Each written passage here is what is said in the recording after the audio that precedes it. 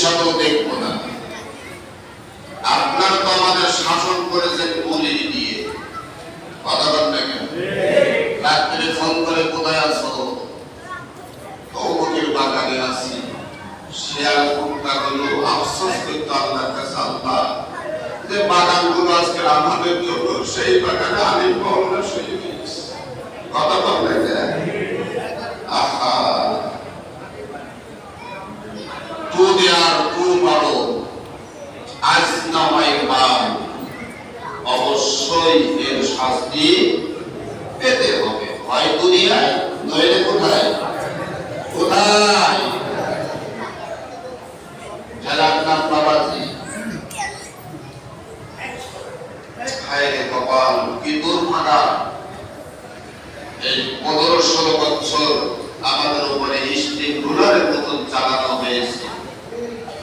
আমি স্ট্রোক রোগী, একবার তো বললে হয়তো, দুইবার স্ট্রোক করার পরেও অনেকে এসে বলে যে কথা বলবো, আমার মেয়ে অন্তরে দোয়া করবেন।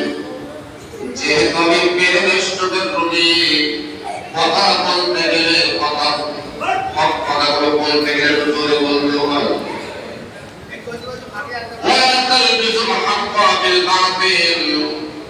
সত্যর সঙ্গে মিথ্যা সংমিশ্রণ করা যাবে না। কার কথা? ইমাম সাহেব নামাজের কিরাতে ভুল করেছে, পেছনে হাফেজ সাহেব আছে, ইমামের ছাত্র ভয়তে হয়তো লোকমা দিল না, তকবীর দিল না, ভয় না রেখো, নামাজ কি হবে? কি হচ্ছে? ভুল হয়ে যাচ্ছে। আমরা একটু লোকমা দেওয়ার জন্য রাস্তায় বের হয়েছিলাম, এই হলো আমাদের অপরাধ। আমাদের অপরাধকে কেন্দ্র করে এমন নির্যাতন, এমন অত্যাচার করেছে। ছোট্ট হুজুর যিনি পরিচিত আপনাদের কাছে, রফিকুল ইসলাম মাদানী, তাকে গ্রেফতার করা হলো। এই জানোয়ার হারুন, এই যে হারুন বিবি হারুন, জানোয়ার ছাড়া মানুষ বলা যাবে না।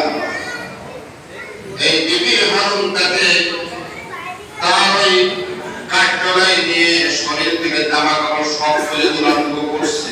নাউযুবিল্লাহ বলে